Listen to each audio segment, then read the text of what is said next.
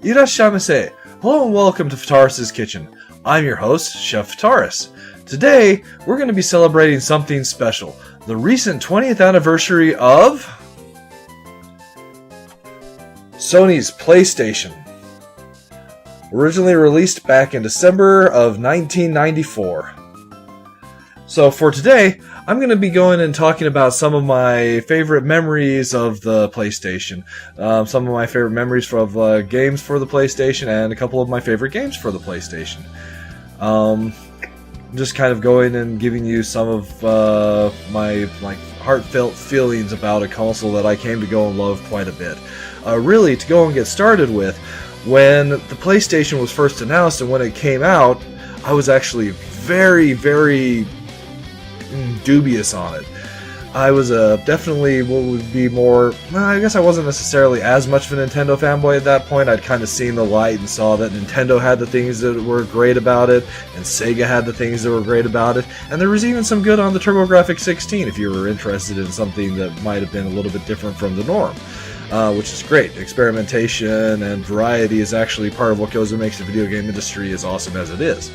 So I was really actually dubious about the PlayStation to begin with, but after it came out and the awesome game started to just go and flow out like a crazy waterfall, I definitely began to go and come around and see the light on it. And but it wasn't for a number of years after the console came out that I actually personally came to go and own one. So the console came out in '94 in Japan. It was released in the US in '95. But I myself didn't actually end up going and getting a console till I think '97. Actually, I had even actually purchased PlayStation game before I even owned a console. There was one one title that was just so much of a must-have system seller for me that I went out and I picked up a copy of the game before I even owned a console. And that, I'm sure, is a title that was a system seller for a lot of other people as well. But that title for me was Final Fantasy VII. Definitely one of the most iconic titles for the PlayStation. The Final Fantasy series is one that I came to really love and enjoy on the Super NES, and when I was definitely dubious when they went and announced that they were going jumping ship, and instead of releasing on the Nintendo platform, that they were going and releasing on the Sony platform. But you know, screenshots definitely were convincing, and then especially when I was able to go and get my hands on the original demo that they released for it, I was sold. So when I was able to go and pick up a copy of the title before I actually was able to go and pick up a PlayStation, so in order to go and play it, I went and rented a console from a movie rental place, since back in those days they still did that kind of thing. I don't know if they do these days or not. It was a great experience to be able to go and do that. I was able to go and play the game that I was so anxious to go and get and dive into. But it definitely wasn't without its problems. The console that I picked up had problems reading the memory card that I'd gone and purchased for it, so I had to go and replay the first several hours of the game. I think maybe as much as the first 7 hours of the game, probably at least 3 or 4 times. But it didn't matter. I was going to having so much fun with the game. Each time I was going and playing through it, going through the Mako reactor bombing scene and all the stuff that came afterwards, it didn't matter how many times I had to go and do it. I was just having such a great time with it. It was one of those moments that kind of defined my life as a gamer.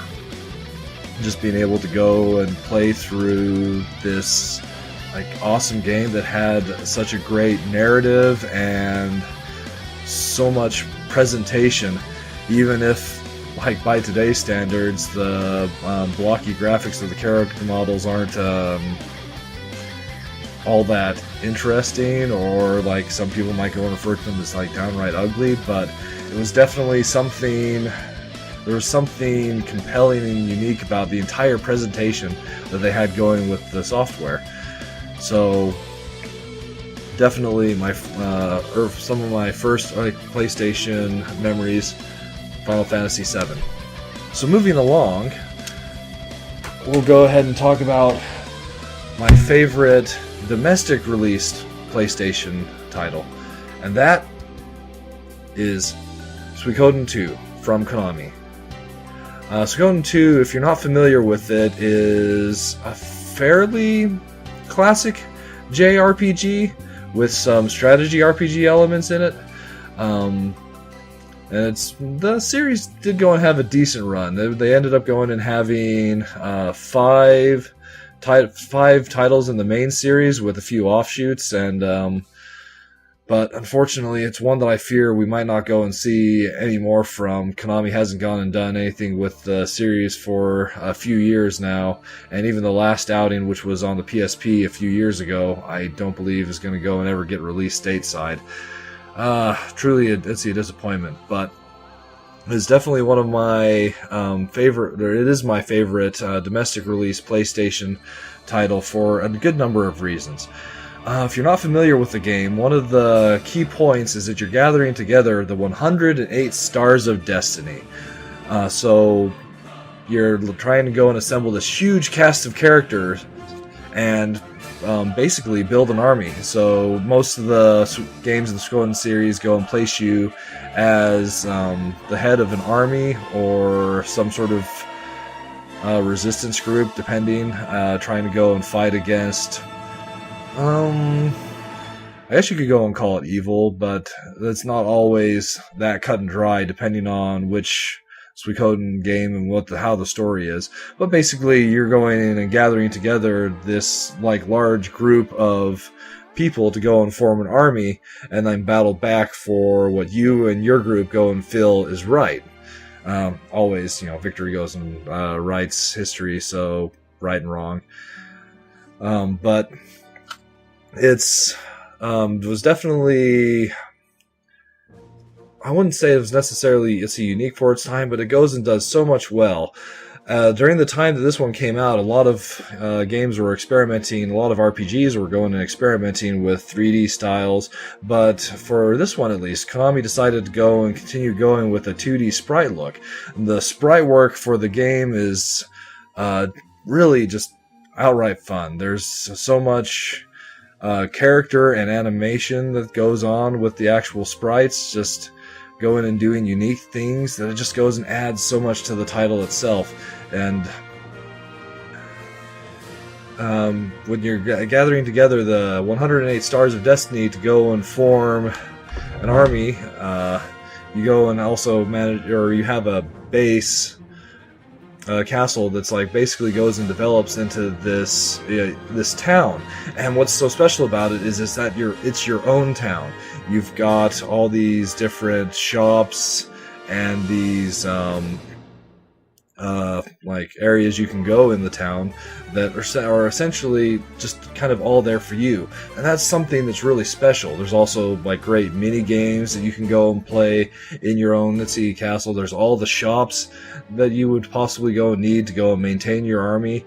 One of my favorite things about the Suikoden 2 is kind of a fun mini game that goes and exists in there, where if you go to the restaurant, because what castle would be complete without a restaurant or some sort of kitchen, there's this cooking mini game where you have all these recipes. You're going and cooking recipes, you're going and adding, just basically trying to go and make the best dishes possible to go and impress the judges. And it's kind of its actual own subplot, but the mini game itself is just so much fun and had so much character to it that it was just always an infectiously fun time to go and actually experience that, where you're going and you go into the restaurant and hey, it's a new cooking battle, awesome, great time. The battle system itself is also something that's great. Out of the 108 stars, I'd say roughly maybe 2/3 of them are actually combat characters. So the number and the size of your team in Suikoden is you've got like 6 people you can go and put into your party when you go out exploring. So, you know, like that large of a cast, you could definitely go and have an awesome group with such a huge combination for your, such a huge number of combinations for your party. It's really a lot of fun, and some of the party members go and interact in different ways. You can go and get combo attacks. Some of them are even kind of surprising that you wouldn't necessarily expect. So that in of itself is a lot of fun. The battle system itself is kind of a traditional turn-based JRPG battle system, but if that's your cup of tea, it's definitely a really fun thing to go and experience. And the story is definitely always been the highlight of the Suikoden series. Maybe with the exception of 4, but that's a story for a different day.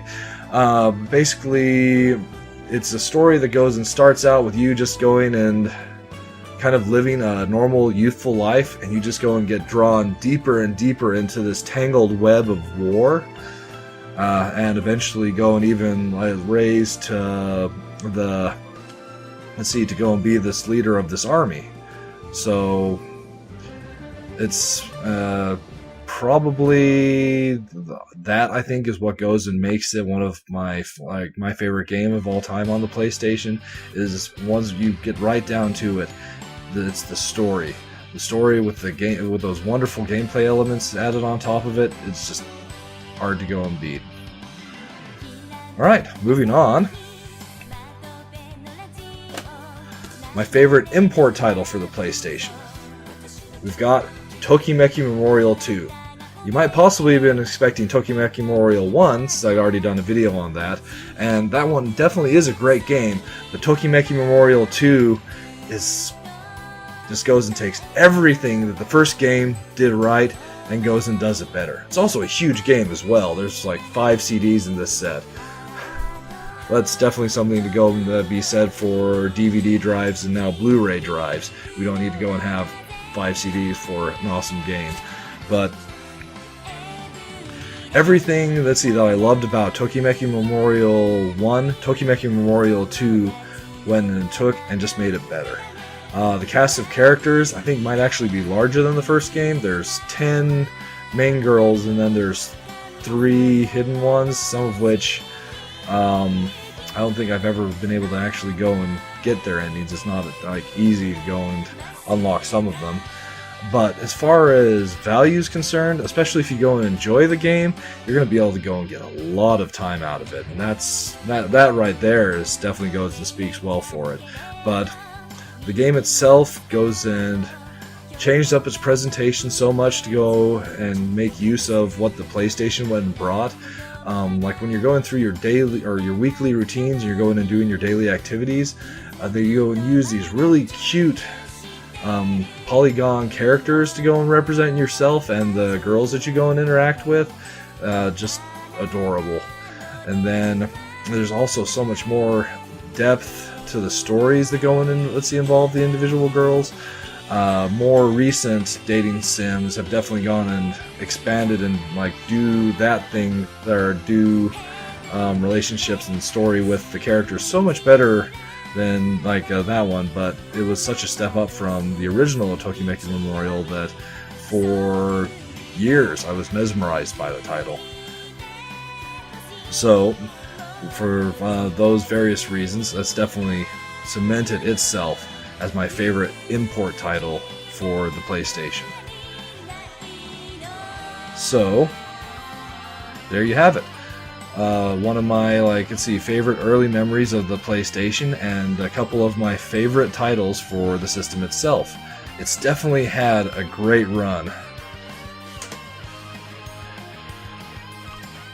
In some ways, this console is essentially defined modern gaming, to a certain extent, and it's been 20 awesome years, and I'm definitely going and looking forward to having another 20 with this console. That being the case, PlayStation, happy birthday.